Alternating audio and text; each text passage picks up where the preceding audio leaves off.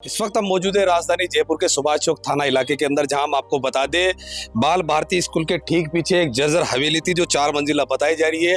इस 4 मंजिला हवेली रात को 12 बजे के समथिंग ये हवेली जर्जर हवेली का जो पीछे वाला हिस्सा है वो गिर गया भरभराकर गिरने के बाद में लगभग 7 लोग इसमें दब गए, लेकिन 4 को मौके पर ही कुछ समय के अंदर रेस्क्यू कर लिया गया। बाद में अभी हाल ही के अंदर अभी जो समय की बात की जाए तो 7 बज चुके हैं और 7 बजे के दौरान अभी 3 जो और है उनको भी रेस्क्यू कर लिया गया, उन्हें एसएमएस अस्पताल पहुंचा दिया गया है। उनके परिवार के कुछ लोग हमारे साथ जुड़ने वाले, उनसे हम जानने की कोशिश करते हैं किस तरीके की हुई है, किस तरह हुआ ये घटनाक्रम पूरा।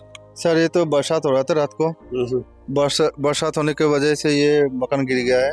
और सर इसमें टोटल तो 7 आदमी थे, 4 को तो रिस्क्यू कर लिया था पहले ही। और ये जो मतलब उसको जो रिस्क्यू किया है उसके बाद फिर दोबारा छत गिरा है उनके ऊपर, जो पहले दबे हुए थे ना। कौन कौन लोग थे जो जिनकी गंभीर हालत है, वो कौन कौन है? वो तो प्रभात है, सुनीता है और उसका बच्चे पीयू है। सबसे मतलब चोट ज़्यादा लगी है उनको। अभी तो बेहोश है, सारे हॉस्पिटल में लेके गया। और पहले भी जो जिसको लेके गया उसका भी हाल ख़राब ही है, वो भी अभी तो डॉक्टर दिख रहा है उसको। तो अभी कुछ समाचार नहीं आया, हम तो गया नहीं, अभी थोड़ी देर में जाएंगे, पता करेंगे सर फिर क्या हुआ नहीं हुआ। ये बहुत पुराना भवन यहाँ था, ये छेलों के कुएं पे सुभाष चौक के पास में। यहाँ एक परिवार जो पश्चिम बंगाल के निवासी हैं और करीब 10-12 लोग जो यहाँ रह रहे थे, उसमें से 6 लोग तो अस्पताल में भर्ती हैं और 2 कैजुअलिटीज हुई हैं। एक प्रभात है और एक बच्ची है पीहू करके, उनका इंतकाल हो गया। प्रशासन ने कार्रवाई करते हुए रात को करीब 2 बजे से कार्रवाई चल रही थी। 12 लोगों को हमने यहाँ से रेस्क्यू करके 6 अस्पताल भेज दिए। 2 की डेथ होने की वजह से उनको वहाँ एग्जामिन करा के मोर्चरी में शिफ्ट किया गया है।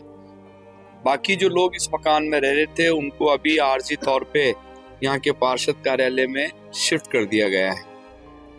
देखिए, जयपुर में अति बारिश तो पूरे राजस्थान में ही हो रही है और लापरवाही भी है। मैंने आज के 2 महीने पहले प्रशासन को एक चिट्ठी भी लिखी थी और निगम के कमिश्नर को और निगम के अधिकारियों को ये बात कही थी मैंने कि परकोटे में जो जर्जर भवन है उनको आइडेंटिफाई किया जाए, आइडेंटिफाई किया जाकर उनको खाली कराया जाए।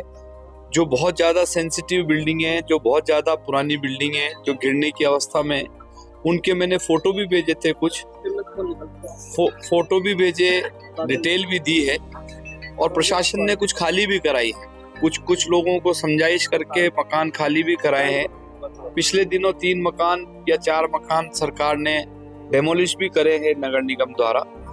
लेकिन लोगों को भी समझने की आवश्यकता है कि कुछ लोग पुराने भवनों को लेकर उनकी मरम्मत नहीं कराते, उनको नया निर्माण नहीं करते और किराए पे चढ़ा देते हैं। मैं उन सब से अपील करना चाहता हूं कि ऐसी स्थिति से बचा जाए, क्योंकि ये देखिए बाकायदा आप देख सकते हैं, यही वो हवेली है जिसका पीछे वाला जो हिस्सा गिरा है।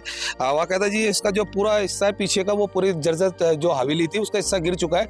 हालांकि अगर मौके पे बात की जाए तो आसपास की जो भी हवेली है वो पूरी तरीके से जर्जर हालत में है। हालांकि निगम के द्वारा किसी प्रकार से यह सुध ली नहीं गई है और मौके पर अभी बात की जाए तो अमीन कागजी भी मौके पर पहुंच चुके हैं और 2 जो जिनकी हालत गंभीर बताई जा रही थी एसएमएस में लेकर उनको पहुंचा गया बाकायदा। और ले जाने के बाद में जो डॉक्टर्स की जो टीम्स हैं उन्होंने 2 को मृत घोषित कर दिया गया, जिसमें एक बालिका है और एक पिता है उनके। फिर स्थिति के अंदर अभी वो एसएमएस अस्पताल में उनका इलाज जारी है। अब देखना ये होगा कि उनकी जो क्रिटिकल जो स्थिति है वो किस तरीके से सुधार पैदा होगी या नहीं होगी, या इसी तरीके के राजधानी जयपुर में नहीं बल्कि प्रदेश भर के अंदर जो जर्जर मकान है, जर्जर हवेलियाँ, ये उनकी तरफ से नगर निगम की ओर से या नगर परिषद या स्वास्थ्य शासन विभाग की ओर से इस तरीके की कार्रवाई देखने को मिलेगी। हालांकि झालावाड़ के अंदर जो बड़ी घटना है उस घटना से भी प्रशासन पूरी तरीके से चेत नहीं पाया। सहयोगी पर्सन कैमरामैन के साथ सत्ताम हुसैन, रॉयल पत्रिका, जयपुर।